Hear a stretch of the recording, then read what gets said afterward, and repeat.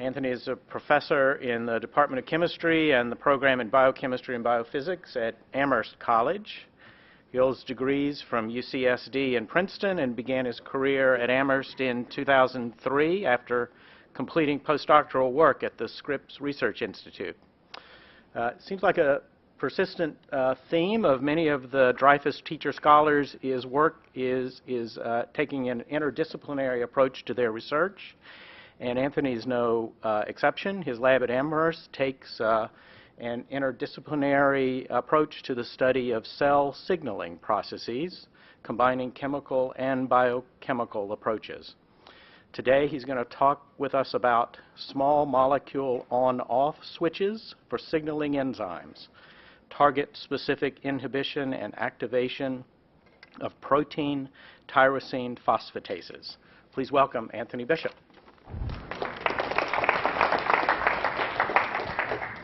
Thank you, Tom. I, of course, want to echo the other speakers in thanking the Dreyfus Foundation for all the support through the years. And I just want to put my thanks in a little different light, specifically for those of you who aren't familiar with Amherst College. It's an exclusively undergraduate institution, and the Dreyfus Foundation has a just superb record of supporting research at undergraduate research institutions. And I've met many colleagues here today, today and yesterday, doing fantastic work primarily with undergrads. So it's really a credit to the foundation that they both recognize the importance of and support strongly the cutting-edge science that can come out of primarily undergraduate research institutions. Thank you, Tom, for getting through this title. At today's talk on scientific communication, I realized I had the most wordy, jargon-filled title. So some quick editing. There we go. Chemical on-off switches for cellular enzymes. So what I'm going to talk about today is a chemical means to turn on the activity or turn off the activity of selected members of one of the largest family of signaling enzymes in human biology. So we're at a place where we've actually been for quite a while now in our understanding of cellular biochemistry, and that is, using a gross oversimplification, we pretty much know the genome sequence, and we're pretty good at guessing the proteins that would be encoded from that genome sequence of just about any of us and just about any model organisms that we'd care to work on. So again, oversimplification, but let's call that a solved problem. The roadblock, however, comes in translating sequence to function. And of course, again, a vast oversimplification to say unknown. There are many proteins that have been studied in great detail, and we know a lot about them. And the biochemists out there might say, from sequence, can't we know something, whether it's a kinase or a phosphatase or a G protein coupled receptor or a protease? And yes, of course we can. So I'm talking about function in a much broader form, not biochemical function so much as biological function. Even if we can know something is a kinase or a phosphatase or a protease, we can't know simply from its sequence what signaling pathways it functions in, when its activity is important in those signaling pathways, when misregulation of its activity leads to aberrant signaling and therefore possibly pathogenesis. And so this is the roadblock, getting from here to there. So how do we get around the roadblock? Well, before we talk as chemists, got to give molecular biologists their due. Biologists have developed many powerful tools, a whole suite of tools for bridging this gap, which mostly take advantage of complementarity of DNA sequences. Right? So you can knock out a particular gene you want, or you can put in a particular gene you want. You can knock down the expression of the particular gene you want.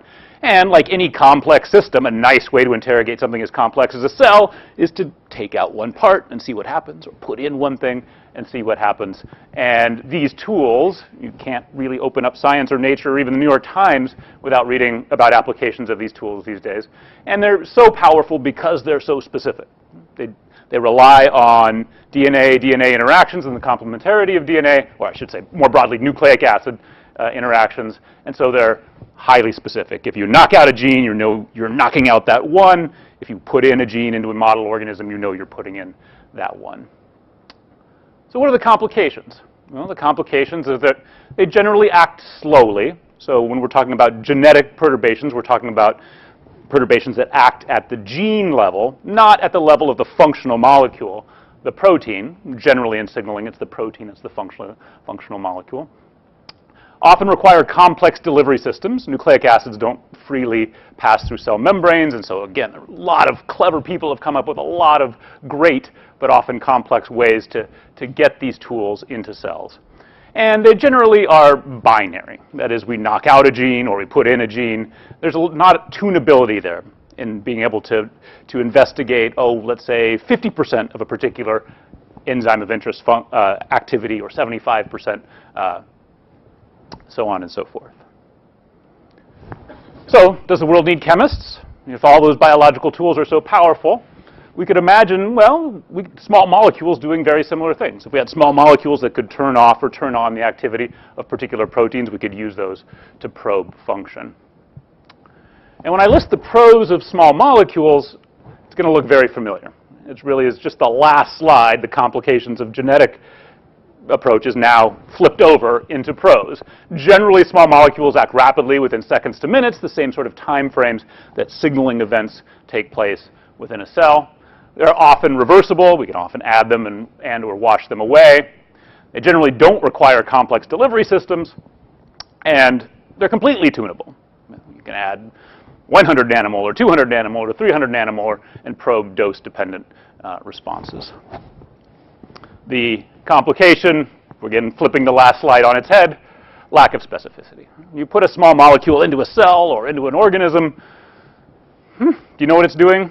Maybe you have a good guess, but at best is a good guess. You never know all the other binding partners that may be affected by that small molecule. And so, in short, small molecules are everything that are good and everything that are bad about drugs.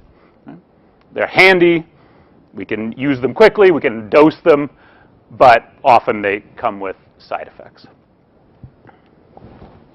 So the central challenge that motivates a lot of the research in my lab is, can we identify small molecules or use small molecules in novel ways that approach the specificity of genetic mutations? And I've stolen this figure from a review by Stuart Schreiber, but just to sort of summarize everything I've said to date, we can imagine inactivating mutations in a gene C that encodes protein C. We can envision activating mutations that encode an activated form of C. Conversely, we can imagine a small molecule that blocks the activity of C, or a small molecule that activates protein C in this signaling pathway shown. And these question marks are really for the two activating ones. Well, let's file that away for now, but actually it's not clear how you would just make a mutation and activate a particular gene of interest. For most proteins, activating mutations are not readily knowable. And it's really not obvious how you would imagine a small molecule activating some protein C. Usually, the most intuitive way to think about a small molecule acting on a protein is, say, binding at the active site and inhibiting it. So again, file this away. It's going to be a few minutes before we talk about activation. But there are very few ways for chemically turning on protein function, and I'm going to describe one today. So, how do you go about finding highly selective small molecules? This gray didn't come out very well, but that's grayed out. But there's a whole big industry, pharmaceutical industry, that tries to do exactly this, right? Find small molecules that act with high specificity. And to do so, generally, you try to take advantage of some tiny molecular difference in your target of interest versus all the other targets that your small molecule may bind to. We're going to come back to this later in the talk, because the work I'm going to spend most of the talk on really has circled back to a more medicinal approach. But for now, let's think about a different tack. In this different tack, we're going to allow ourselves to cheat, if you will, in devising a very specific ligand for a protein target. And by cheating, I mean not just finding something that fits in that active site but doesn't fit in the active sites of related proteins, but to actually engineer the protein in such a way that it binds some ligand. And when that ligand binds, it either inhibits or activates the protein of interest. Now, I have an assertion here that this is particularly useful for large conserved gene families. And not clear why that is, so let me just say why that is. Imagine this protein is a member of a large protein family. So there's not only protein A, but there are B, C, D, E, F, and G, all the way through to Z, if you like, that are highly homologous, that share very similar structure. Then it would be very difficult to find an active site, say inhibitor, that bound protein A specifically. Whereas if you use molecular engineering to make some difference in A that's unique to A, doesn't exist in B through Z, then we would be able to, say, inhibit it or activate it.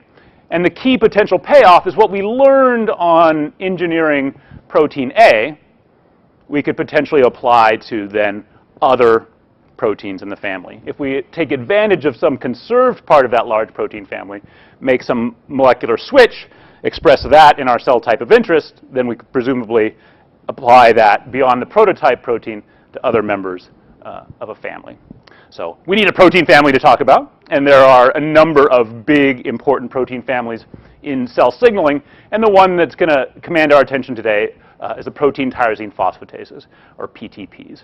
These are enzymes which hydrolytically remove phosphate from phosphotyrosine, and you can just think of phosphate as nature's on-off switch, right, for cell signaling.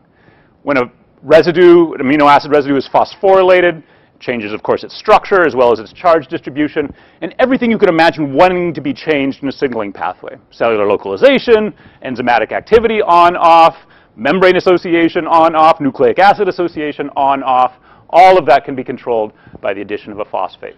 So, of course, then the interplay between kinase activity and phosphatase activity is central to essentially regulating everything in mammalian signaling.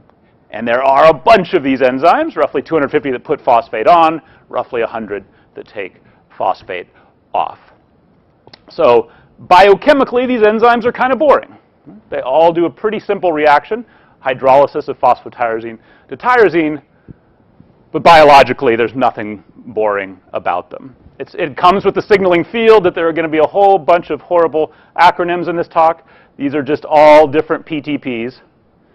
And they're all those Pac-Mans, right, from the previous oversimplified cartoons. They're all proteins which share a conserved domain, a little bit more on that on the next slide.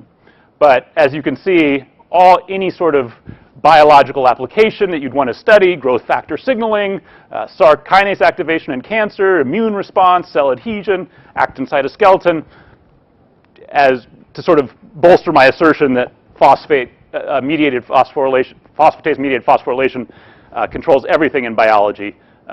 That's just a smattering to show that's true. Okay, so what do PTPs have in common and how do they differ?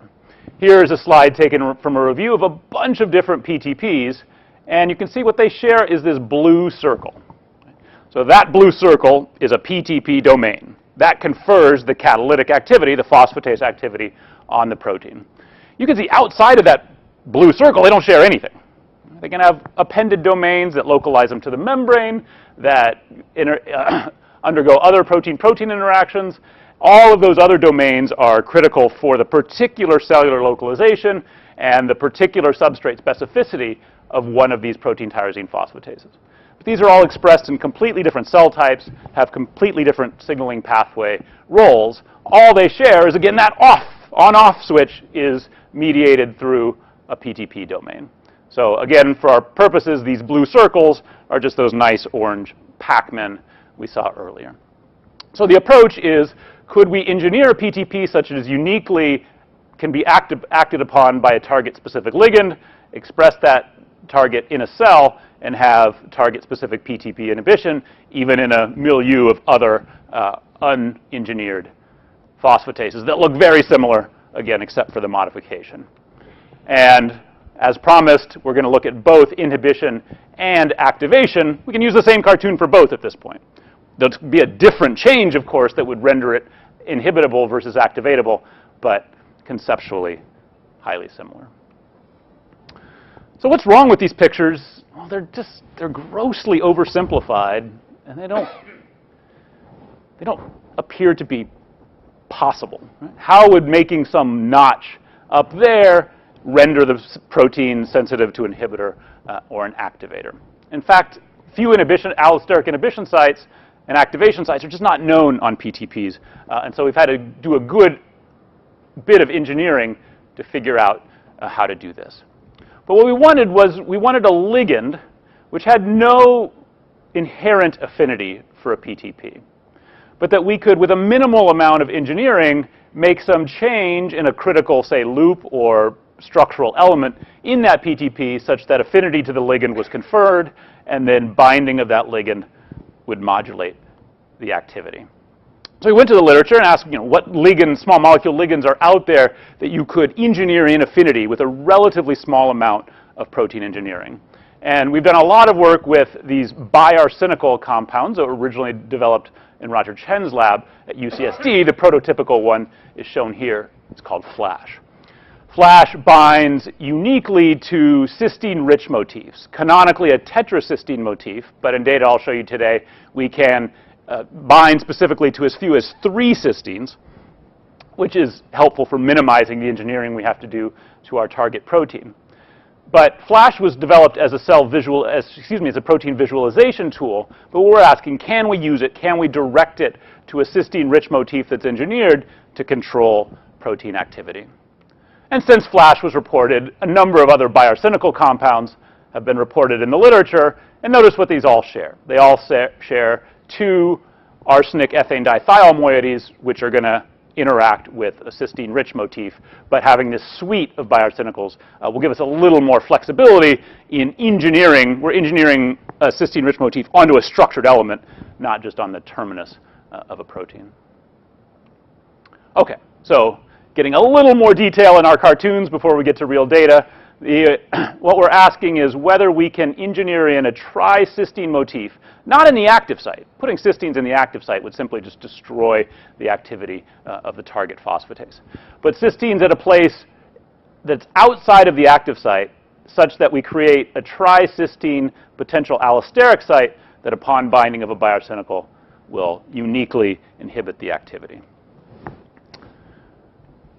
So this is how we did it. We actually found a place in the PTP domain, but outside of the active site, that already has 1 conserved cysteine. So this is just a partial sequence alignments of a bunch of different PTPs. Again, don't worry about their particular names. But you can see there's 1 cysteine that's highly conserved, essentially among all PTPs. It's adjacent to a place 368 that never has a cysteine in any wild-type PTP. And it's not close in primary sequence space, but close in tertiary sequence three-dimensional space to another position that is almost never cysteine. But here's one example, SHP2, that has a cysteine there. So the vast majority of phosphatases only have 1 cysteine. A smattering may have 2 cysteines, but the important thing is no naturally occurring PTP has 3 cysteines at that position. So with a minimal amount of mutation, 1 cysteine there and 1 cysteine there, added with the naturally occurring conserved cysteine, we could build in a tricysteine binding site on the surface of the protein, which is right behind the active site. A key criterion for this approach is that we're not just messing up the function of the enzyme through the protein engineering. And so just to show you, don't want to dwell on Michaelis-Menten data too much, but here are the kinetics of wild-type PTP. Here are the kinetics of now allosterically sensitized, or AS PTP1B, and you can see they're very similar in catalytic rate constant to one another. Are they inhibitable? Here's a screen done at 100 nanomolar of different biarsenicals, the 4 I showed you earlier, and indeed we get about 50% inhibition at a pretty low concentration of biarsenical with 2 of them, REASH and ASI5. And if we look at dose dependence then, we see a nice, clear dose-dependent inhibition of the allosterically sensitized PTP1B with an IC50 of, right around 100 nanomolar or so. Is the strategy general? So remember, the potential payoff of this engineering approach is there's nothing special about the prototype. We intentionally picked a place that any PTP, we could simply, through primary sequence alignments, identify the corresponding mutations. We did that with a phosphatase called DEP1, made the allosterically sensitized DEP1, and indeed we see strongly inhibited. This time, ASI5 is the strongest inhibitor. No effect on wild-type DEP1, but the mutant is strongly inhibited with an IC50 now around 10 nanomolar or so. We've applied this now to several other PTPs, and we haven't had time yet to do all the biarsenicals on all of the PTPs, so this is data with just the prototypical biarsenical flash at 50 nanomolar, but in every case to date, we see significant sensitivity that's conferred by those two mutations at the allosteric site. So what about activation? Activation is a tougher nut to crack. There are very few examples in the literature of specific chemical-directed activation of target enzymes. And the reason for that is just easier to mess up activity than to enhance activity. So again, this might seem fanciful, target-specific PTP activation. But to approach this, we looked at a loop which has no naturally occurring cysteines. This happens to be SHP2, which we used as a prototype, but you could look at this loop in any PTP, and it wouldn't have any cysteines in it. It has some important highly conserved positions. In fact, it's called the WPD loop because those are such strongly conserved positions. So we stayed the heck away from those. Remember, we don't want to mutate and just ruin the protein inherently. But we identified 3 positions that are not strongly conserved and presented cysteines, or excuse me, introduced cysteines at those positions and looked at the resulting mutant enzyme with the 4 biarsenical compounds I showed you earlier, and we saw, rather surprisingly to us, strong activation, roughly 5-fold over the unactivated protein with the strongest activator, ASI3. We see this effect either with purified activatable SHP2 or lysate from ACT2, ACT-SHP2 expressing cells, in either case in a dose-dependent fashion. And we've been able to now show this in cells. In these experiments, cells that express the potentially activatable SHP2 are incubated with ASI3, and then the ASI3 is all washed away, and then only after it's washed away are the cells lysed, and the resulting lysate has increased activity. And remember, I told you these biarsenicals are also fluorescent molecules. We can use that to confirm binding. If we run that lysate out on a gel, we see only a single fluorescent band, so that's nice evidence that the molecule is acting quite specifically inside the cell, and that band corresponds to the molecular weight of SHP2. Why does this work? Why does it activate? Well, I have to say there is some serendipity in this. We didn't know this would happen. But when we look at what is known about this loop that we've engineered, this WPD loop, these are actually 2 crystal structures of a PTP overlaid. And the only significant difference between those 2 crystal structures is that one is in the open form, one is in the closed form. And in the absence of any biarsenical, these open and closed forms are in pretty rapid equilibrium. And our best working hypothesis, we don't have structural data for this yet, our best working hypothesis is that in the tri-cysteine mutant, when it binds to ASI3, that favors the closed form, which is necessary for activity because only in the closed form is that aspartate of the WPD sequence down where it needs to be to participate in the catalytic reaction.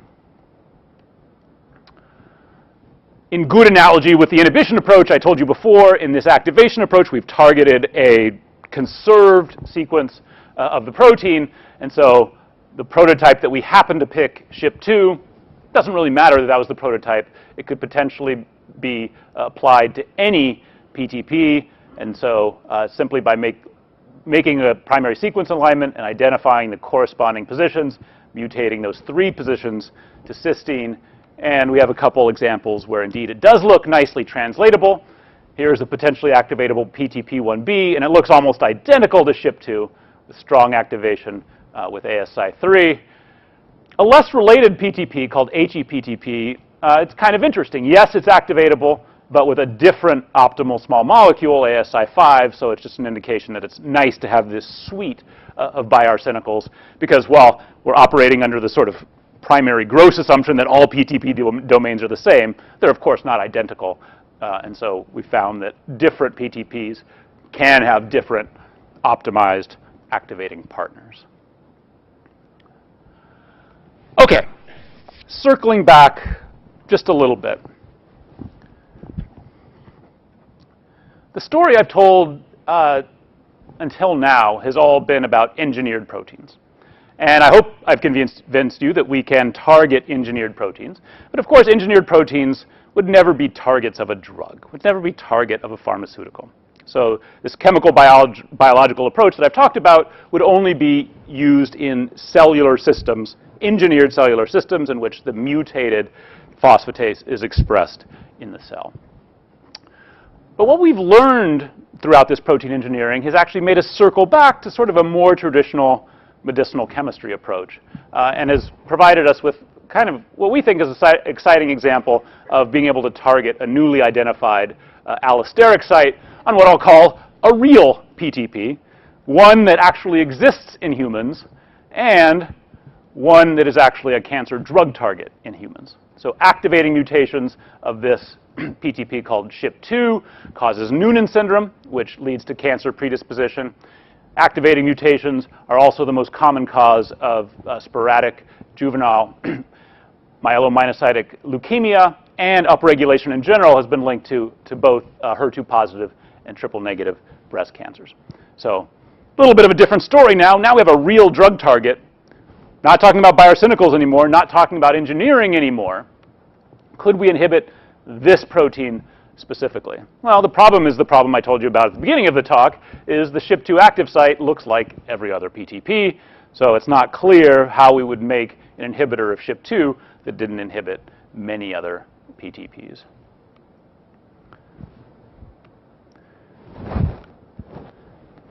Let's take a little walk down memory lane.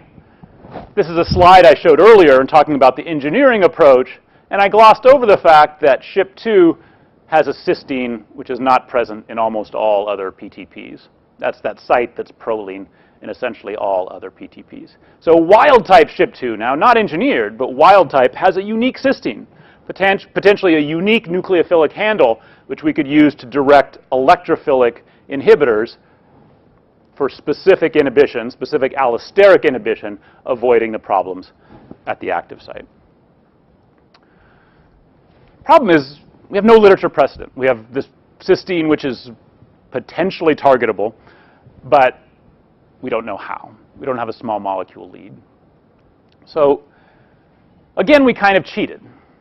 There are no examples of targeting non-conserved cysteines in PTPs. So we went to see what was in the literature about targeting non-conserved cysteines in other protein families. So Jack Taunton's lab has done a lot of work in targeting non-conserved cysteines in kinases. Kayvon Shokat's lab has targeted non-conserved cysteines in RAS. So there's other protein families, and there are other small molecules out there that share two important features. Sort of drug-like small molecule stuff, to put it in a not very technical way, and an electrophilic agent that could potentially react with a cysteine. So the important thing about these molecules that were developed in Jack Taunton's lab is this electrophile, this unsaturated cyanoacetamide, is not a great electrophile. It's not going to be reacting with cysteines willy-nilly. It's only going to react with cysteines when and if the rest of the small molecule drives binding through what we'll call a traditional drug-protein interaction. So it's only if there's no non-covalent interactions in sort of an honest-to-goodness pocket will the reaction with cysteine happen at that beta carbon. So we just remined this library that was already in the literature from Taunton's lab. We resynthesized it and remined it. It was developed on kinases, but we didn't care. We knew it would be completely different hits than what had been found on kinases, but these are just a nice group of molecules to hopefully be able to identify a lead compound for allosteric SHP2 inhibition. Problem is, the active site itself of PTPs has a cysteine in it. So a lot of molecules might inhibit SHP2, but you'd expect them to be completely non-selective. And so we not only screened these compounds, and I'm only showing a fraction of the data, but screened these compounds for inhibition of SHP2.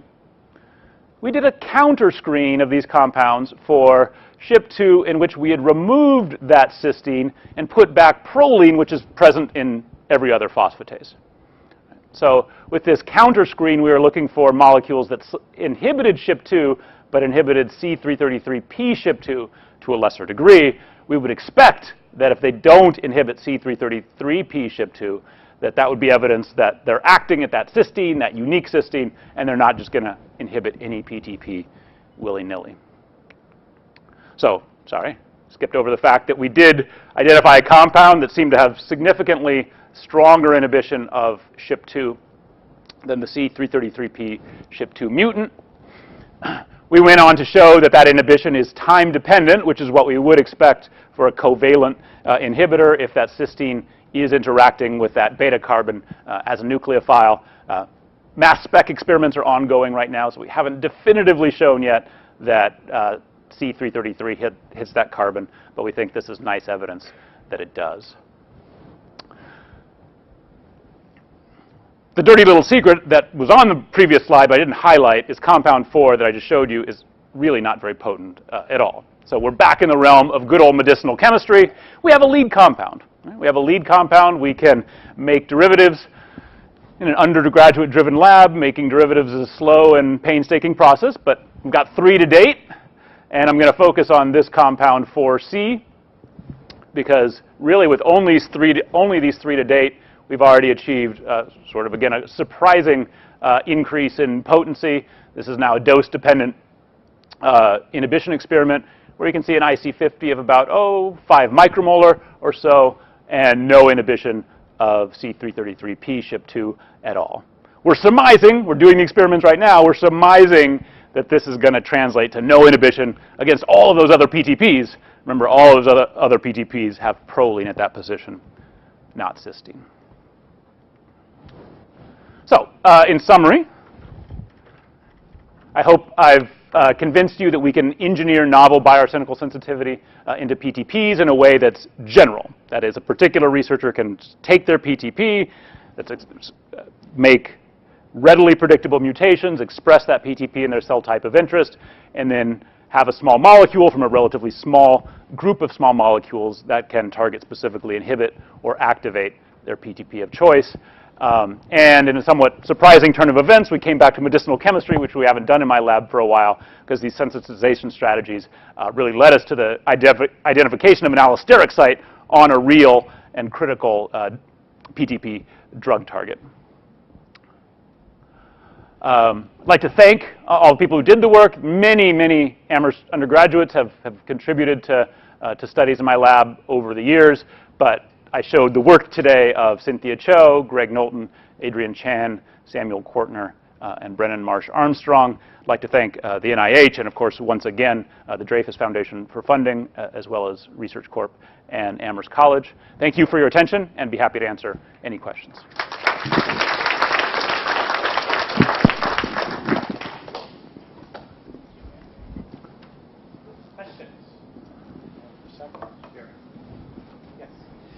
Yeah, so the arsine molecule they were using at the beginning, do you have confirmation, was that binding to all 3 cysteines that you were making sure were in place? We think it must be, because we've done a number of engineering studies which, when we've just put in 2 cysteines, let's say, okay, we can see in vitro inhibition, but either in a lysate or a cell, we don't see either the inhibition gets incredibly weak in a lysate, and in a cell we can't see it. So we think 3 is the magic number, because you would need 3 to engage. Tetra right, gets you full engagement of both. Okay. 3 gets you half of one and one of the other, and we think that's what's needed for an interaction that would actually persist in cells. Okay, so follow-up, do you probably have, is there crystal structure data on the native protein? Are those 3 spots for the cysteines, they're all proximate to each other so that you could have a single molecule binding to all of them? Yes. You know where they are, I assume. The design was predicated on that. Yeah. In the inhibition strategy, those 3 spots are, we don't have crystal structure of our mutated proteins. We have crystal structure right, of the wild-type proteins. Those positions, but you know where the positions are. Those positions are, yes, close together in space. And the design was predicated on that. Yeah. Right, so if I can ask one last follow-up then. So those 3 spots that you picked, did you try other spots first before you lit on the fact that those 3 worked best, or did you just serendipitously get those 3 right the first time? So with the activation approach I talked about second, We've done a lot of engineering on that WPD loop and stumbled somewhat serendipitously upon the activation. The inhibition approach, I might as well, since the question was asked. One more slide. So this is not our work. This is work from 10 years ago. But remember, in the inhibition approach, there are 3 cysteines, one of which is conserved. Right? So one of which is there already in all PTPs. And there was a report from about 10 years ago that this electrophilic compound, ABDF, will be attacked by cysteine-367 and inhibit the protein. That's the conserved one. So nicely, it gave us a blueprint for that site actually is an allosteric site. But in terms of selectivity, the ABDF is not a useful molecule because one would expect from this result it would react with any PTP, and we've confirmed that in our lab. So it showed us that, that site is an allosteric inhibition site, but we want to target, we either want to engineer in our own cysteines, or in the case of SHP2, we want to target that other, the non-conserved cysteine. Thank you.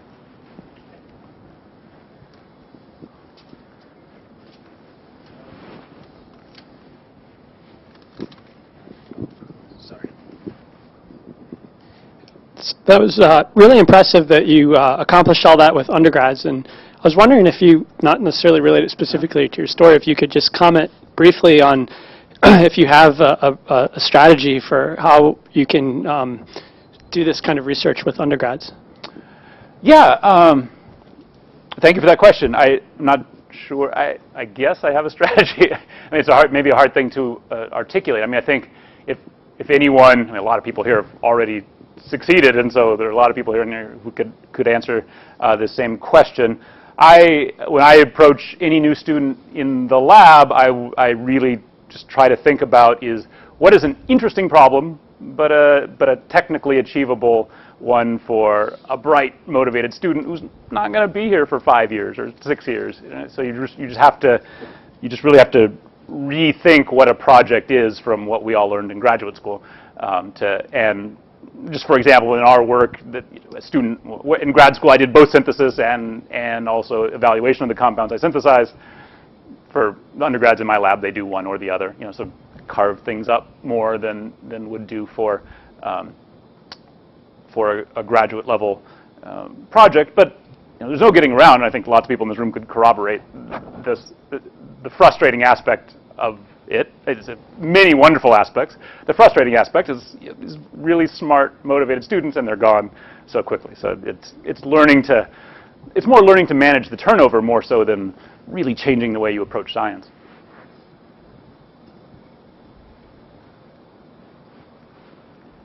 Okay, well, let's thank Anthony.